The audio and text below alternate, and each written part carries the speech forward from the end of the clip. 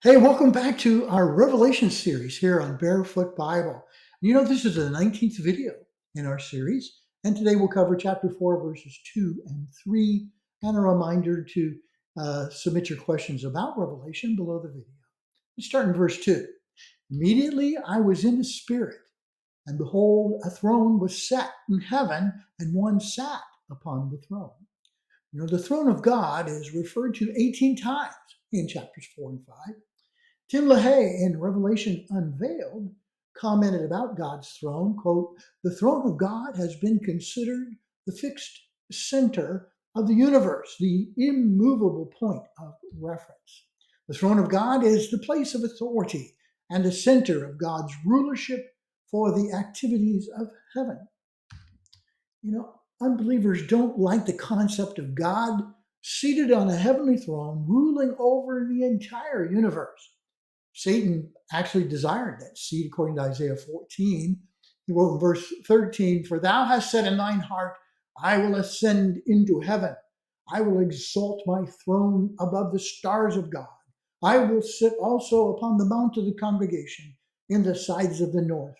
I will ascend above the heights of the clouds. I will be like the Most High." But God's reign over heaven and earth are an undeniable fact of both the Old and New Testaments.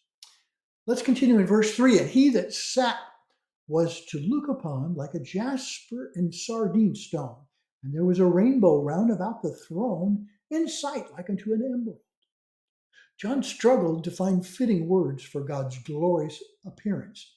He wrote he was to look upon like, and then he mentions the three glistening jewels. The first was, he is like a jasper stone. It's a jewel that is used for the walls of the New Jerusalem and the first foundation, according to Revelation 21. It's a transparent stone that glistens with a variety of colors, probably like our diamond does today. He also described God's glory as a sardine stone, which might compare to our ruby today, brilliant red color. John never describes the physical appearance on the throne, but just the brightness of God's glory. And there's a scriptural reason. John wrote in his gospel, "No man hath seen God at any time." And then Jesus confirmed that in John chapter 4, teaching that God is a spirit. See, God's physical form is seen, but only in Jesus. In Ezekiel chapters 1 and 10, he describes God's glory on the throne as well. And the glory of God appears like the glow of diamonds, rubies, and a shining rainbow. Ezekiel wrote, like unto an emerald, so it parallels John's writing. There's an interesting Old Testament parallel as well to these jewels. Mounted on the breastplate of Israel's high priest were 12 stones representing the 12 tribes of Israel. On that breastplate, the jasper stone represented the tribe of the first and eldest son of Jacob, the tribe of Reuben. The ruby red stone represented the last and youngest heir of Jacob, the tribe of Benjamin. Look at Exodus 28. So John saw a glistening rainbow round about the throne, indicating it totally encircled God's throne. And it's interesting, someone took this picture when flying up above the clouds during a rain shower. If a plane has the sun shining directly behind it, one can see a circular rainbow with the shadow of the plane right in the center of the circle.